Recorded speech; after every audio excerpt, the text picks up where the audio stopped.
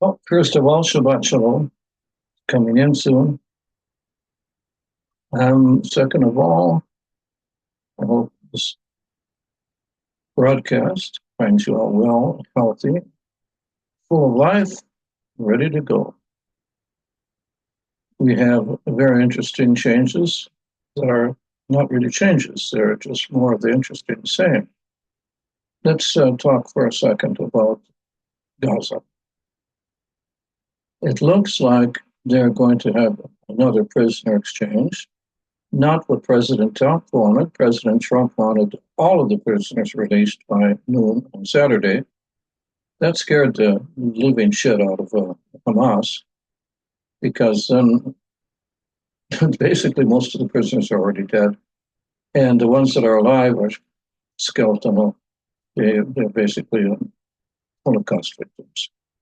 And if they delivered all of the prisoners at once, the effect would be more dead bodies than live people, and it could probably cause a certain amount of aggravation among the Israeli population, both against the current government and also against Hamas.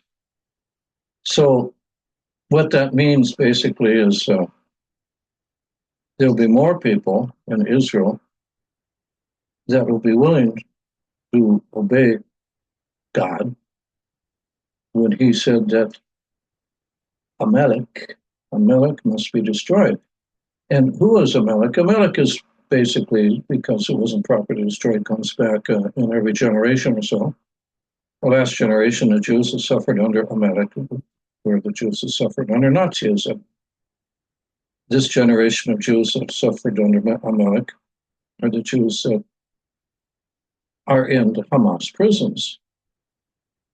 So one day we're going to have to obey God, and we're going to have to wipe Amalek off the face of the earth. Source, what, in whatever form Amalek takes. That means we have to destroy them to the point where there will be no reproduction. And that means destroy their children, their babies, their animals, their army, and basically purify whatever they are, and resettle with normal people.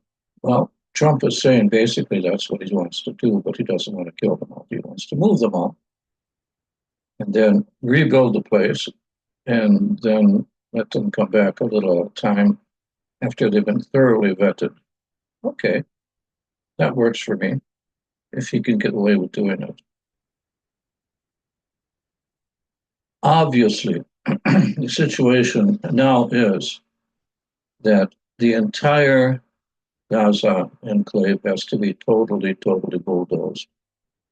The place has to be totally demined.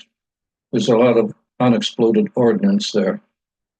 And there's no way you're going to be able to do that when there's a human population. Therefore, they have to be moved. Now, the problem is, of course, the Jordanians don't want them, the Egyptians don't want them, and nobody wants them, because they know that if they take them in, even temporarily for a year and a half, or 2 years, it will take to rebuild Gaza. While they're in any country, they'll destabilize the country to try to take it over, and they're going to have internal wars against people that they wanted to help. So we don't really have any place to put them unless we build a huge camp in Greenland. If Greenland would agree to take them in, or some other place that's almost deserted. But I don't think we have a solution. And once we do move them out, what are we going to do with the Hamas murderers? What country wants to take them in? Who wants to take these murderous people in? Nobody wants to take them in. So we'll have to have another plan. All of the members of the Nukba or the Hamas military organization will have to be taken and moved to a separate place, a retention camp, where they can be basically guarded night and day. So, solutions, there is no solution. Not really. Not a realistic solution, because nobody wants them. They're all afraid of them. There is a possibility that before we repair Gaza, we have to have a detention camp in Egypt on the Sinai that is escape-proof. And obviously, well, as we level everything off, we're going to have to search for bodies while we're leveling. You can't just go and bury bodies in mass graves without even know who's there. We have to, first of all, remove the surface of every building. Then we have to go down and bulldoze very carefully anything that's left so that we can take the bodies and get them proper burials. Process, I would say, between 2 and 5 years at the best. So we have to have a place for these killers and murderers to go for the next 5 years. And you know something? Nobody wants them. No sane country wants to take them in, because they know that these people are Amalek and they will turn on their own people in an instant. Amalek. People read their Bibles more often. They understand what Amalek is. It's just one of the commandments from the creator of the universe that they destroyed wherever they raise their head. Of course, we're not allowed to even say this, but I've said it, so enjoy. Other than that, no. Since the war is basically in a stagnation, they'll give us back skeletons, live or dead, or both, until we accounted for the last prisoner and we received their skeletal remains, living or dead. Then what should we do? Should the war be over? And say, okay, it was a nice war. Thank you very much for what you did for our people. You gave them a vacation in Gaza in underground luxury. And you fed them a starvation diet to make them thin and attractive. Well, I don't think that we're going to do that. I think that when we get the last hostages back, we're going to wipe them off the face of the earth, everything in Gaza. And I don't think that we'll wait for Americans' permission to do that. But that's just me. You know, I feel basically, well, Nazis, they should all be killed.